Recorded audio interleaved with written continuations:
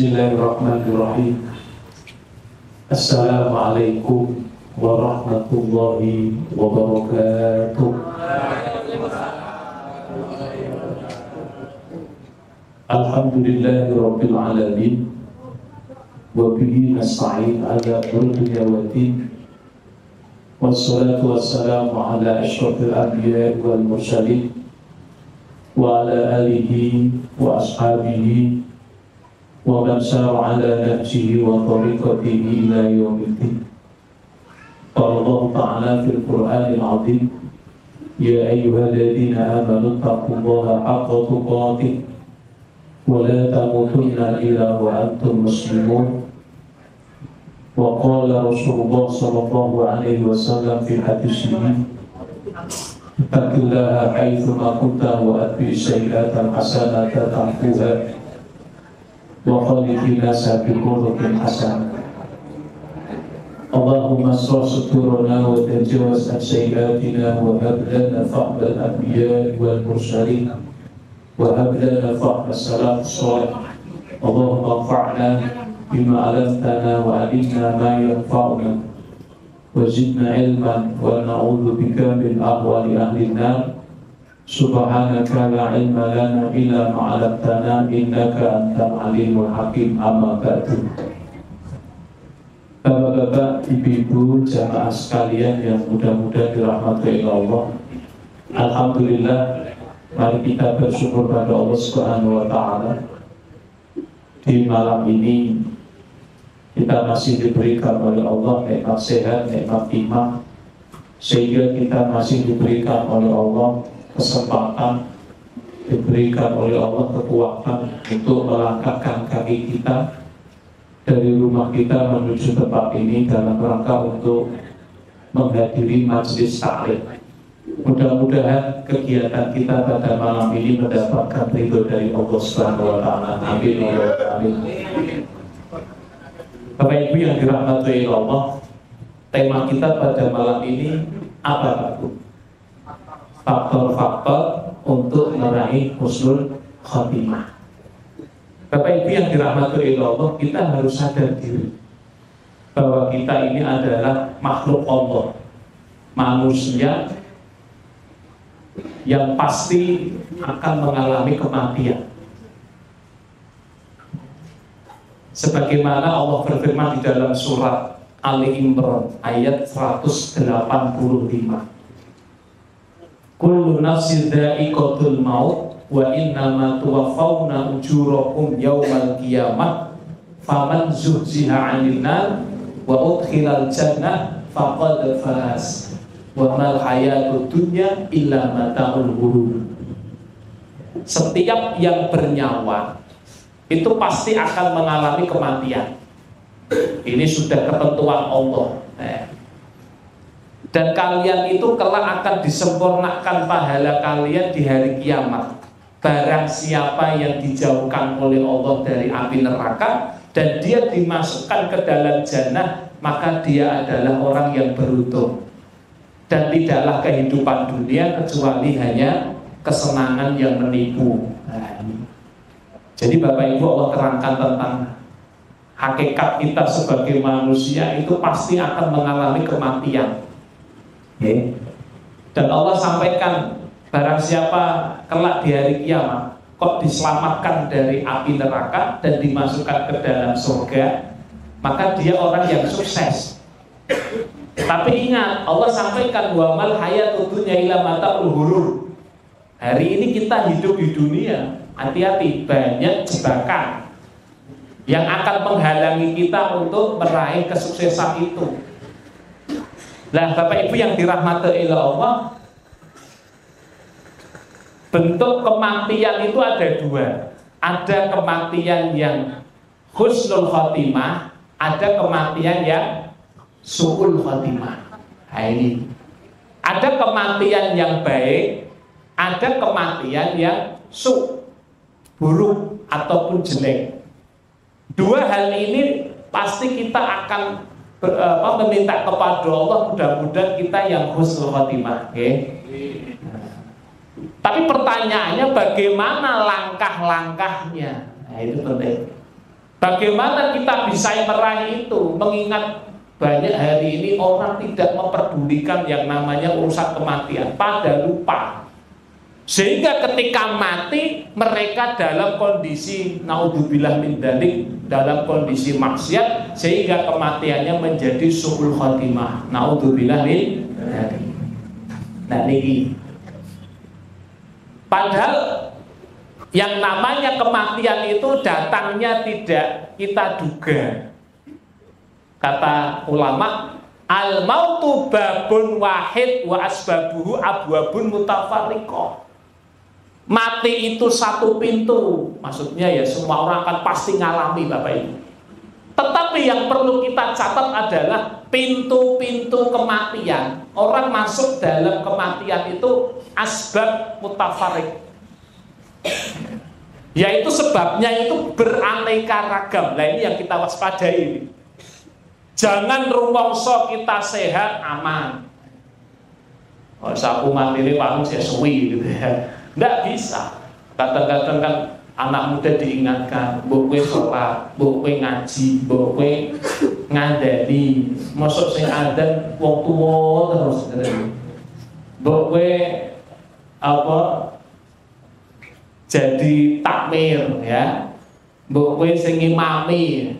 Jawabannya wis ben sing tuwa. Soalnya sing tuwa meh finish. Aku kan seswi, jangan begitu. Padahal yang namanya anak muda itu juga bisa mati. Ya. Tua sama muda jangan menganggap muda masih lama. Sakit atau sehat jangan menganggap bahwa sehat itu masih lama. Tidak tahu. Karena ada kematian yang sifatnya mendadak, kecelakaan, sakit jantung dan lain-lain. Dan yang lebih mengerikan di sini, innal mautar rasidun fatumakninatu hukun. Nah ini yang bahaya. Yang namanya mati itu mengintai, membuntuti kita dimanapun kita berada, di jalan, di rumah, di kantor, di kamar mandi, di masjid, di sekolah. Anak-anak, remaja, dewasa, tua, sehat, sakit, kaya, miskin, diintai yang namanya kematian. Yang perlu kita garis bawahi di sini, fatumakninatu hukun. Orang kalau tenang-tenang saja, santai-santai saja, leha-leha saja, nggak memikirkan saya besok itu mati itu bawa apa, bekal saya apa, leha-leha, menggunakan hidupnya, menyia-nyiakan umurnya, waktunya. Maka kata ulama, humkun. Apa itu artinya humkun? Itu lebih rendah dari jahil. Bahasa Jawa ini apa nih? Goblok. Bodoh. Artinya orang yang cerdas, bukan orang yang bertitel, bukan orang yang hafal perkalian atau angka-angka, rumus-rumus matematika, bukan. Orang yang cerdas adalah orang yang mempersiapkan nanti kalau dia meninggal. Siapa yang ngomong? Rasulullah.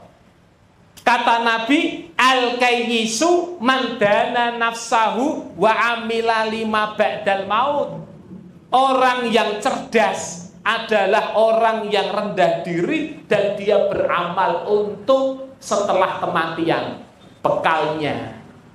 Jadi Bapak Ibu yang hadir di sini ya, sholat, ya, puasa, ngaji, baca Quran, sedekah, ya, aktif dalam keumatan, tanpa disadari Bapak Ibu jenengan itu orang cerdas. Orang apa? Cerdas. Meskipun jenengan bukan lulusan kampus ternama gitu ya. Kenapa kok cerdas? Karena jenengan tahu bahwasanya saya besok mati, ini yang saya bawa, yang besok saya andalkan di hadapan Allah.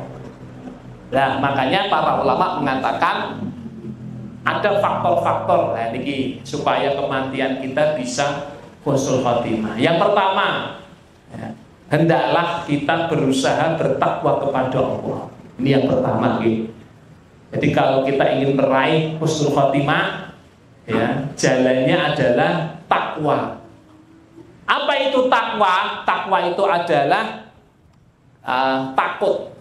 Kata ulama, ayat tahidal insan mayakihi min adzabillah, yaitu manusia itu takut dari azab Allah.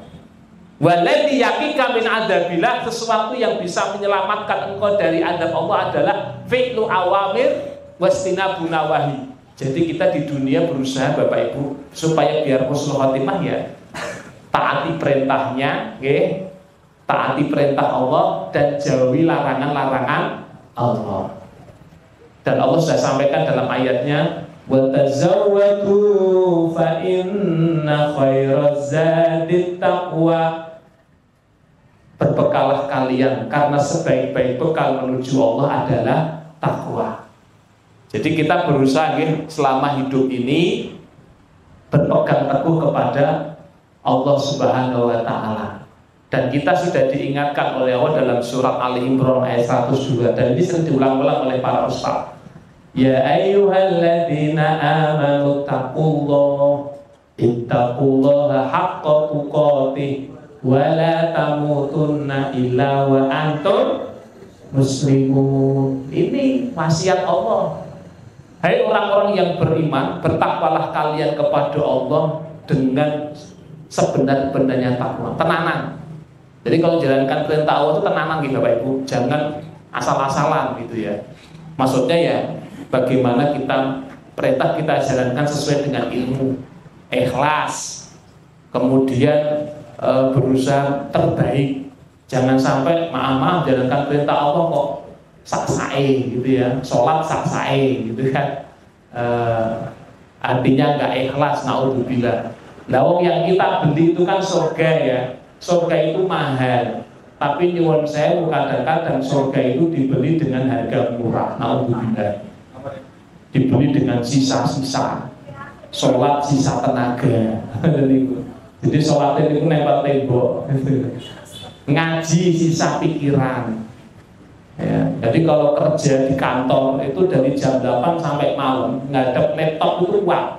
Tapi kalau ngaji cuma 1 jam, bahkan nggak ada sampai 1 jam, ustadznya baru salam sudah tir-tir. Ketika ustadznya ngomong malah angler. Ketika ustadznya wassalamualaikum tangi, wes bertong. Infak sisa belanja, mana surga. Kalau ke mall bawanya 2 juta, habisnya 1.999.500. Susahnya kita tahu leboknya mundi. Muni ini piye? Ya Allah, niki. Lah, Allah sampaikan wala tamutunna illa wa antum muslimun. Hei orang-orang yang beriman, bertakwalah kepada Allah dan jangan kamu mati kecuali dalam kondisi Islam Muslim. Sudah, ini sangat simple. Allah tidak menuntut kita Bapak Ibu mati dalam kondisi kaya raya, enggak. Allah tidak menuntut kita muluk-muluk mati dalam kondisi punya rumah yang banyak, enggak. Allah tidak menuntut kita muluk-muluk bahwa kita kalau mati kudu punya jabatan, tidak. Allah tidak muluk-muluk bahwa kita kalau mati harus punya popularitas, tidak. Cukup satu, kamu mati yang saya inginkan dalam kondisi muslim. Itu saja. Lah pertanyaannya, maksudnya muslim itu bagaimana? Maksudnya adalah bagaimana kita mati dalam kondisi membawa ajaran Islam istiqomah, mati membawa akidah Islam, mati membawa ibadah Islam, mati membawa akhlak Islam, mati membawa muamalah Islam. Itu berhasil. Neng budone nggih kathah, nggak gampang juga. Kita mau mempertahankan akidah juga nggak gampang. Mau istiqomah ibadah budone nggih kathah. Mau berakhlak yang baik juga godaannya banyak. Ya paling tidak usahalah. Intinya awake dhewe niku selama kita hidup berbuat sesuatu yang baik, insya Allah kematian kita tidak jauh-jauh dari situ. Nah, di tafsirnya oleh Ibnu Katsir diterangkan ini nggih. Hafadhu alal Islam fi hali sihatikum wa salamatikum litamutu alaihi. Mereka itu menjaga dirinya di atas Islam. Ajaran Islam dia lakukan selama kehidupannya, baik dalam kondisi sehat, kondisi selamat, supaya nanti kalau mati di atas ajaran Islam. Ya kayak taklim gini, ini bagian dari ajaran Islam. Perintah Allah, sholat, baca Quran. Oke.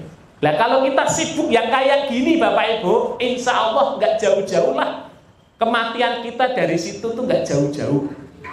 Ya, makanya beliau mengatakan Ibnu Katsir, man asa ala syai'in famata alaih. Kebiasaan manusia itu ya orang yang man asa ala syai'in famata alaih. Kematian seseorang itu tidak jauh-jauh dari kebiasaannya. Jenengan amatilah, insya Allah bisa kita ambil ini pelajaran. Orang yang sering minum minuman keras, kematiannya tidak jauh-jauh dari orang yang suka tawuran, kematiannya juga tidak jauh-jauh dari situ. Orang yang suka baca Quran tidak jauh-jauh dari situ. Nyatanya kalau sering baca Quran, ketika mati meninggal, kalimat terakhirnya apa? Ya baca Quran, ayat yang dilantunkan. Banyak orang yang senang ngaji, ya senang ngaji, kematiannya insya Allah tidak jauh-jauh dari situ. Pas ngaji dikira tidur, ternyata sudah ya bablas. Nah ini yang tidur dicek dulu nih, bu bablas ya. Ada nggak yang merem-merem gitu ya? Khawatir aja gitu ya. Insya Allah pada melek semua ya. Ya. Nah, nih itu bekal yang pertama, faktor yang pertama. Yang kedua, supaya kita itu meraih husnul khotimah adalah selalu mengingat kematian. Selalu mengingat kematian daripada mengingat keduniaan. Ya, ini diperintahkan oleh Nabi kita Muhammad SAW. Beliau mengatakan begini, aksiru dzikra hadimil ladat. Aksir itu artinya apa? Banyak-banyakin. Apa? Dzikra hadimil ladat. Mengingat pemutus segala kelezatan.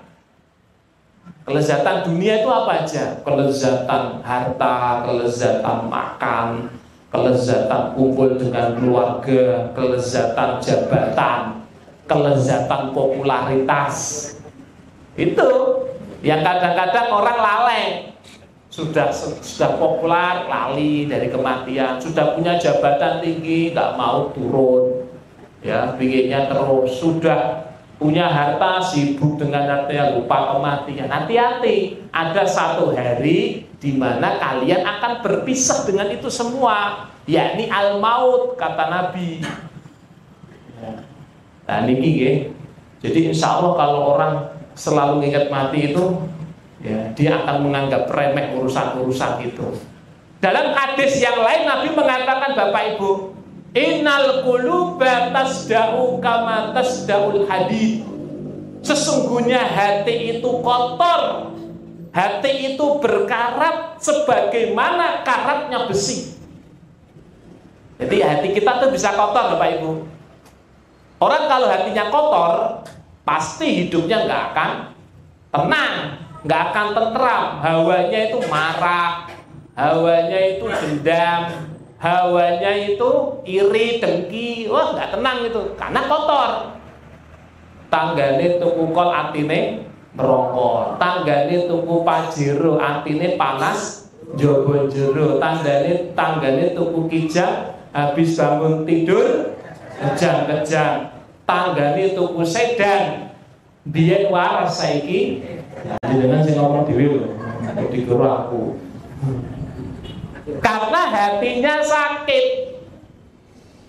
Nah itu bahaya. Makanya kalau ada orang kok nggak jenak hidup di dunia, biasanya hatinya ini yang rada kotor.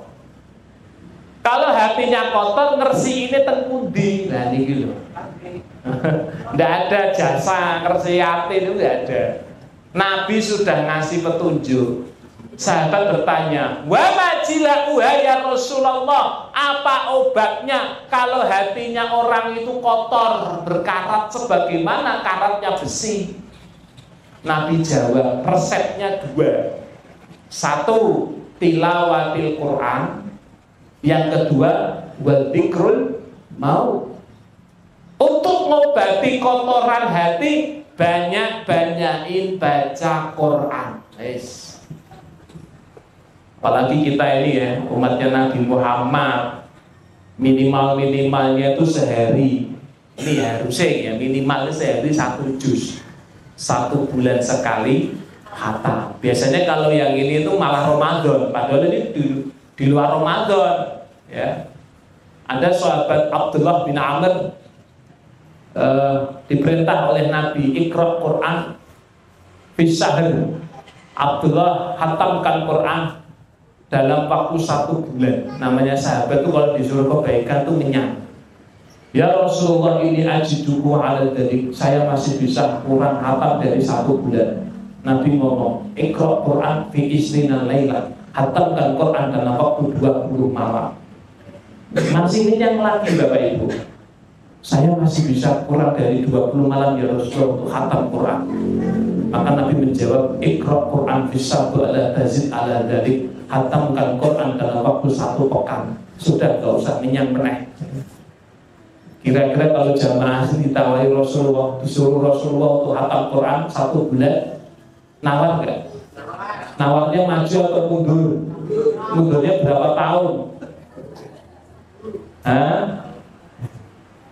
Monggo milih, mau 1 bulan, mau 20 hari atau 1 pekan. Milih pundi Pak Bu? Ora milih kabeh.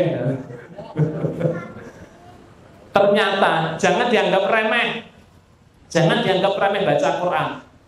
Luar biasa dahsyatnya, ya. Apalagi di dunia insya Allah tenang dia. Apalagi di akhirat, wah masya Allah. Iqra'ul Quran fa'inahu ya'ti yaumal qiyamah syafi'an ashabi. Bacalah Quran. Besok Quran akan menjadi penolong di hari kiamat. Yaqulul Quran, ibadah Quran kita ngomong besok. Ya Rabb, mana tuhu an-naum bilail fasyafi'ni fih. Ya Rabb, dulu waktu dia di dunia, dia rela tidurnya sedikit gara-gara membaca aku. Maka pada hari ini berikanlah syafaat ya Allah kepada dirinya. Masya Allah. Maka sebaliknya, orang yang jarang nyentuh Quran, orang yang jarang nyentuh Quran itu besok di akhirat wis ning dunya ora tenang gara-gara atine kotor. Di akhirat lebih ngeri lagi. Wa man a'rada an dzikri fa inna lahu ma'isatan dhanka wa nahsuruhu yaumal qiyamati a'ma. Qala rabbi lima asyartani a'ma wa qad kuntu basira kadzalika atatka ayatuna fanasitaha wa kadzalikal yauma tunsa. Ngeri. Barang siapa yang berpaling dari Quranku di dunia hidupnya dia akan hatinya sempit. Fa innalahu ma'isatadzunka. Itu surat Toha gitu. Ayatnya kalau nggak salah 126 127. Di dunia jauh dari Quran hatinya sempit. Di akhirat digiring oleh Allah dalam kondisi buta. Maksudnya buta itu tidak ada jalan kecuali neraka. Dia protes, ya Rob, kenapa saya buta? Padahal dulu saya di dunia itu bisa melihat. Allah mengatakan, dulu kamu di dunia melupakan ayat-ayatku. Sekarang aku lupakan kamu. Hati-hati orang kalau jarang nyentuh Quran, ya, itu di dunia jarang nyentuh Quran, di akhirat bakal dilupakan oleh Allah. Jadi kalau Allah ingin mengingat kita, Bapak Ibu, di akhirat sejauh mana kita di dunia mengingat Al-Quran. Nah ini. Sekarang fenomena ini lucu, ya, banyak Al-Quran itu berdebu, tapi HP-nya bersih. Banyak Al-Quran itu berdebu, tapi HP-nya bersih. Bisa nggak HP kita berdebu, Quran kita bersih? Nah, ini artinya sering dibaca.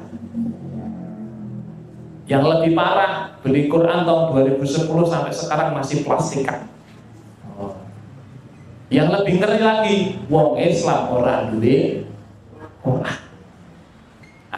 Kemudian wa dzikrul maut, ingat meninggal, ingat mati. Nah, ini.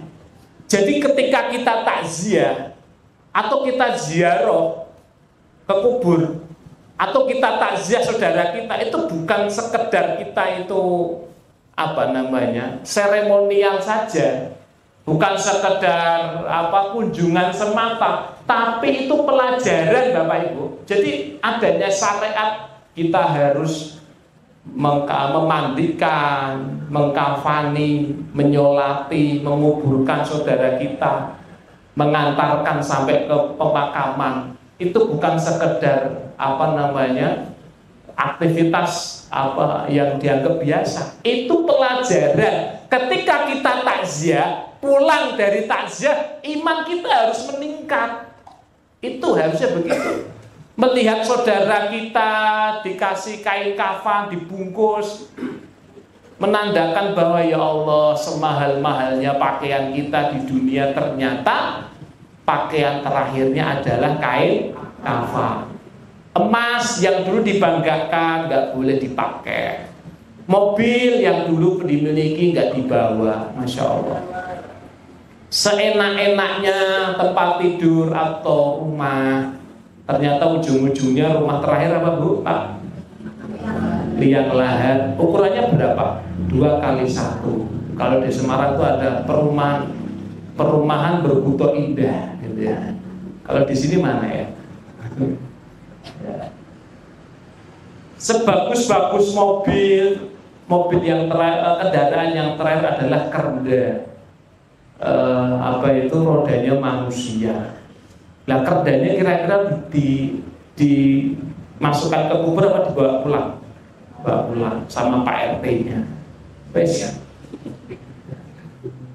Nah, kadang-kadang maaf ada orang takziah di kuburan, bukan malah merenung, malah tertawa.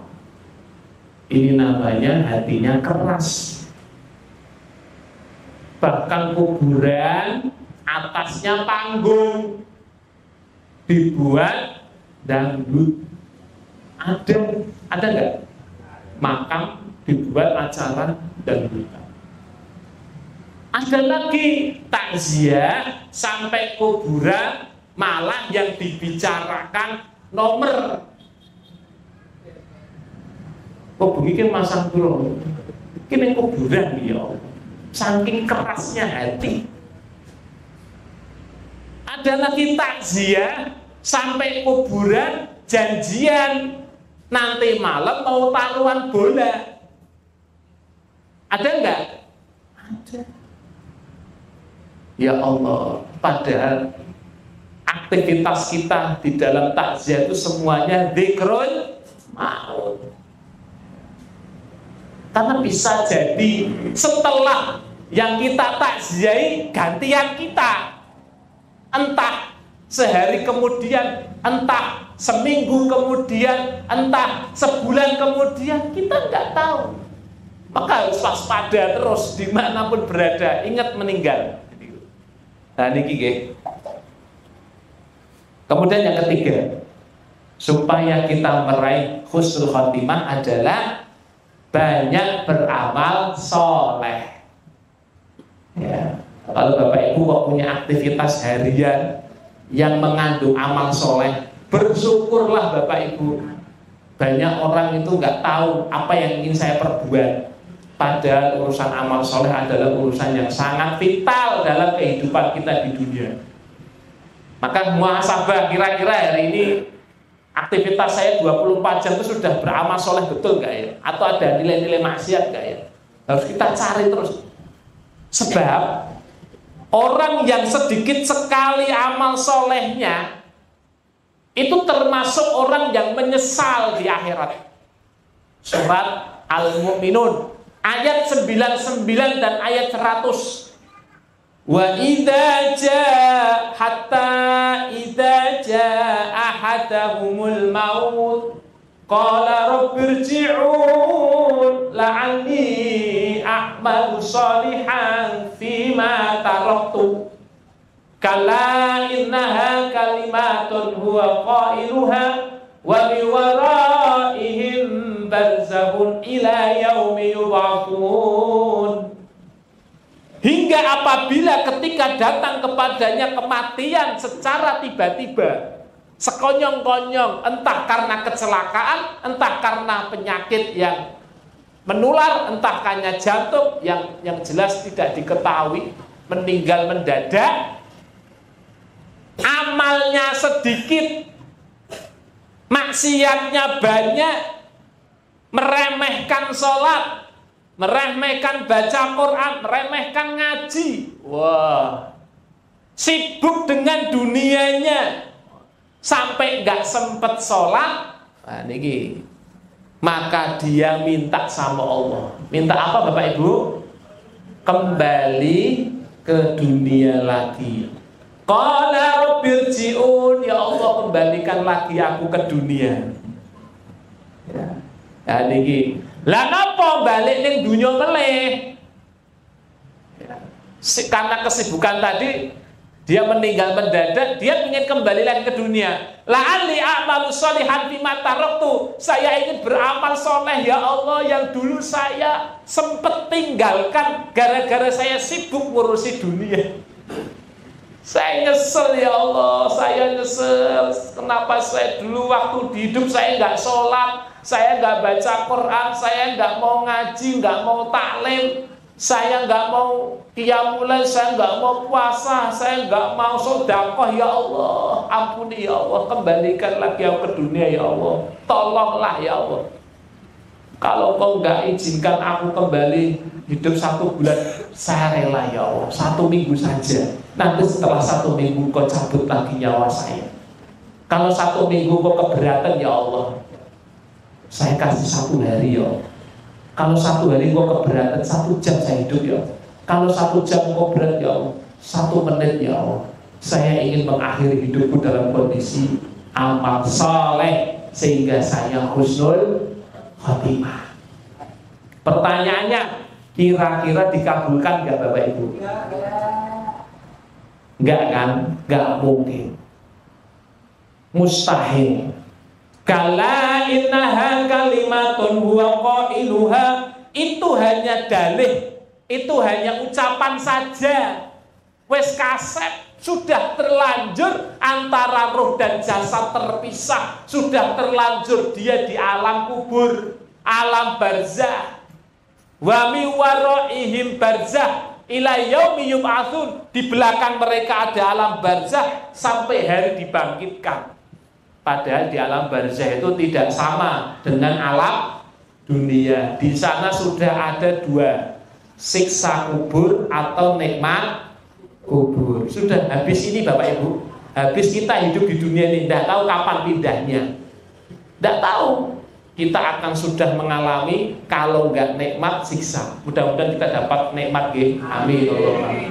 Maka siap-siap betul, kita itu pergi itu nggak tahu. Nah niki nggih, husnul khotimah. Nah niki penting. Yang pertama tadi apa? Yang pertama takwa. Yang kedua mengingat kematian. Yang ketiga amal soleh. Yang keempat, supaya kita bisa husnul khotimah, banyak-banyak bertobat. Hari ini kalau kita punya maksiat apa, segera dihentikan. Karena yang namanya tobat itu diperintahkan dalam surat An-Nur ayat 31. Allah berfirman, wa tubu ilallahi jami'an ayyuhal mu'minun la'allakum tuflihun. Dan tobatlah kalian kepada Allah, wahai orang yang beriman, supaya kalian itu beruntung. Jadi tobat itu membawa kesuksesan, beruntung di akhirat. Ya. Tobat. Ya. Tobat dari mana? Dari maksiat. Tobat itu apa tuh pengertiannya? Ar-ruju min maksiatillah ila taatillah. Kembali yang dari awalnya maksiat sekarang taat kepada Allah. Ingat ya, maksiat itu tidak hanya orang yang menjalankan larangan. Ini. Tapi maksiat juga orang yang meninggalkan perintah. Kata ulama, al-maksiyatu hiya khilafu ta'ah sawa'un kana tarkan li amrin aw irtikaban li nahyi. Maksiat itu adalah menyelisih Allah, baik meninggalkan perintah ataupun mengerjakan larangan. Misalkan dia tidak judi, dia tidak zina, dia tidak mencuri, tapi dia tidak sholat. Maksiat gak? Maksiat. Dia tidak judi, dia tidak mencuri, dia tidak meminum minuman keras, dia tidak maksiat melakukan larangan Allah, tapi dia tidak pakai jilbab. Maksiat gak? Maksiat. Ya. Lah, segera hentikan. Bagi yang meninggalkan perintah, hentikan. Lakukan perintah itu. Bagi yang melanggar larangan, hentikan. Tinggalkan larangan itu. Ya. Dan tobat kita harus tenang, Bapak Ibu. Ada syarat-syarat tobat ya. Syarat tobat itu ada 5. 1, ikhlas. Tobatnya bukan karena ingin mendapatkan sesuatu atau masalah-masalah yang lain. Tobatnya harus lillahi ta'ala. Yang kedua, menyesal. Duh, saya getun. Menyesal. Menyesalnya dalam, ya Allah, kenapa ya dulu saya berbuat begini. Kapok lah ya. 3, berhenti. Berhenti. 4, bertekad dalam hati tidak ulangi lagi. Yang kelima apa? Bertobat di waktu masih diterimanya tobat. Karena tobat itu ada masa expired, sebagaimana makanan. Secara umum ketika matahari terbit dari sebelah barat. Secara khusus ketika nyawa sudah di makanya mumpung belum meninggal, segera taubat supaya kita husnul khotimah. Yang kelima, supaya kita husnul khotimah, ayo membersihkan jiwa kita, membersihkan hati kita. Jangan badannya tok yang dibersihkan.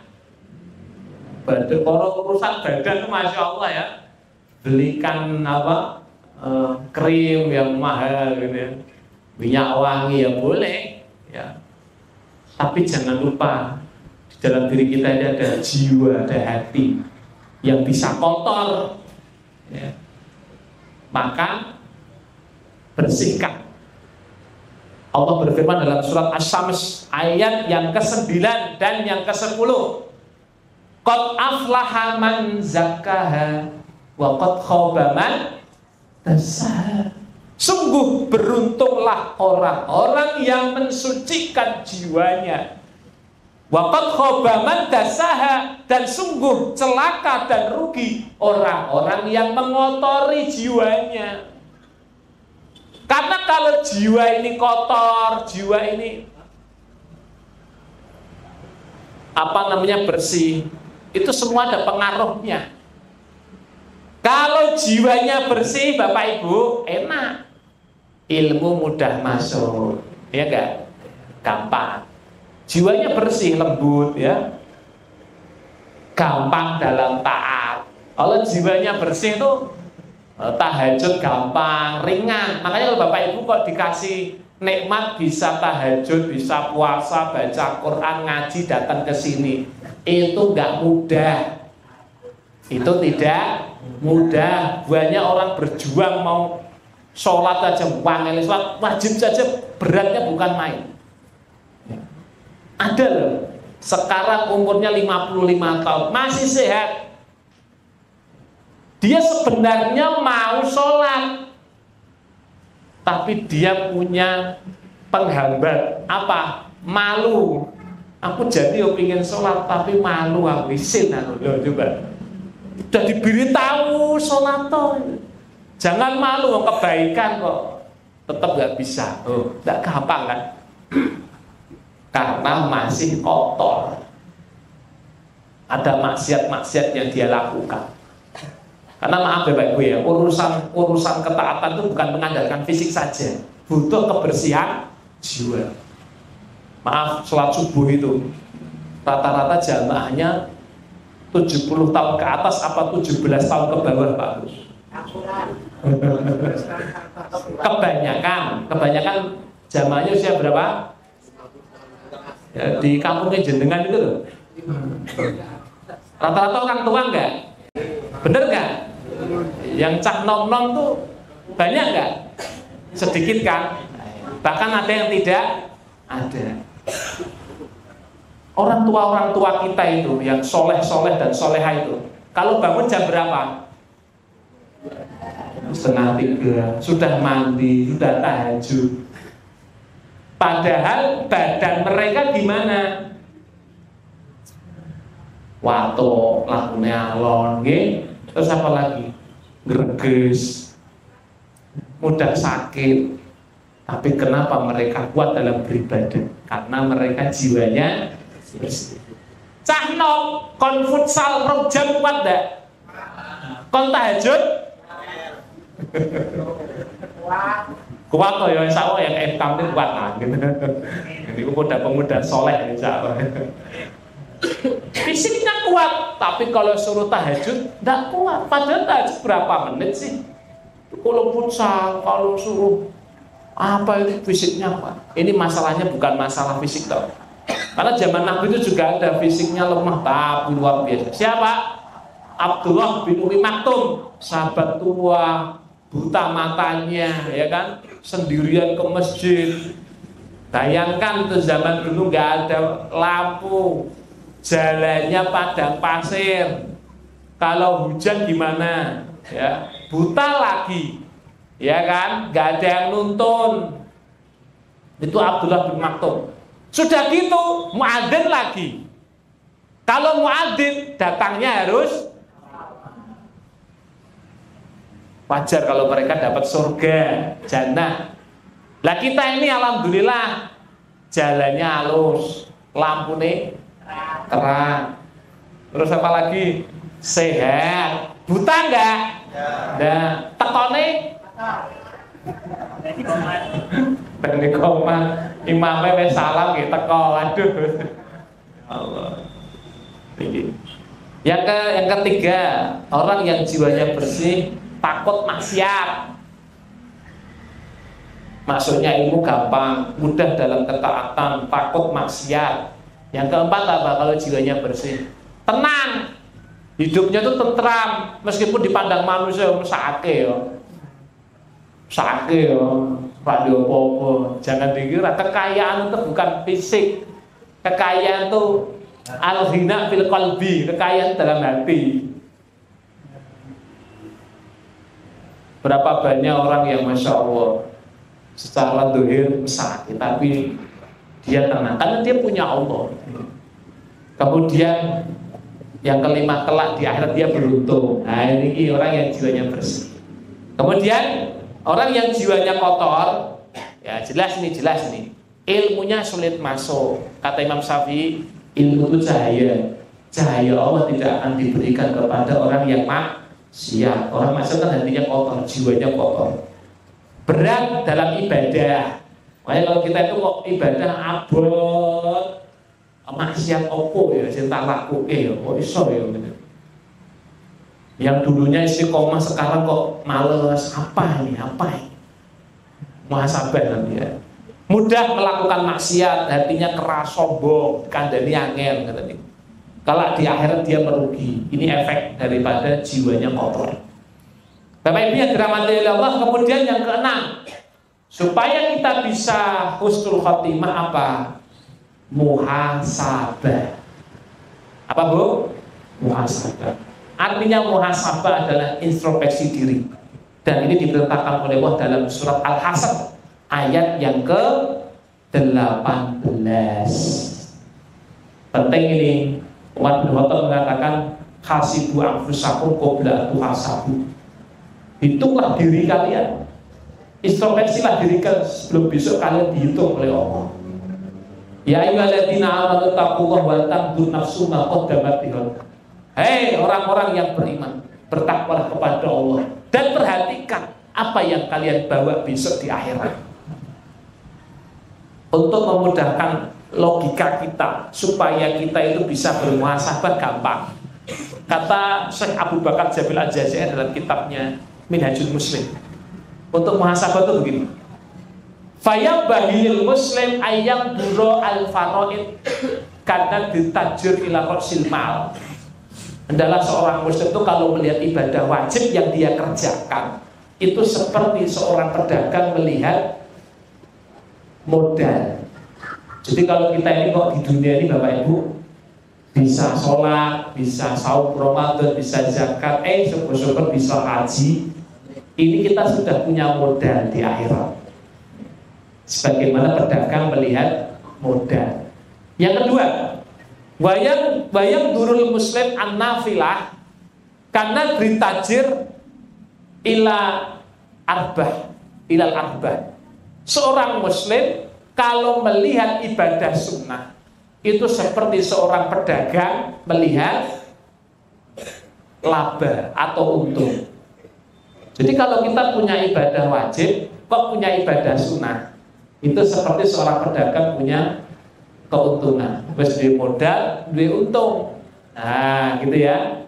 Wajib jalan, rawatib jalan, qiyamul jalan, duha jalan, puasa Ramadan jalan, puasa sunnah jalan, sedekah jalan, zakat jalan, baca Quran jalan. Nah, ini enak ini. Dia punya modal sekaligus punya keuntungan. Jangan sampai yang ini wayang durul muslim ilal maksiyah karena ditajin ilal khosaro. Seorang muslim itu kalau bermaksiat seperti seorang pedagang melihat kerugian.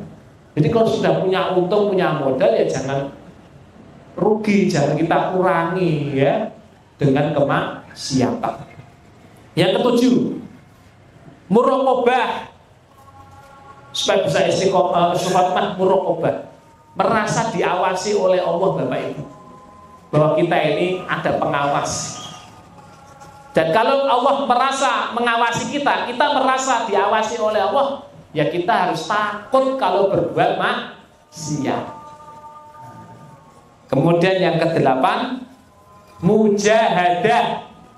Kalau kita ingin meraih husnul khatimah, mujahadah, sungguh-sungguh dalam tolabul ilmi, dalam beribadah, ya, karena surga itu mahal. Dan yang terakhir, yaitu yang terakhir apa? Doa. Nah, doa.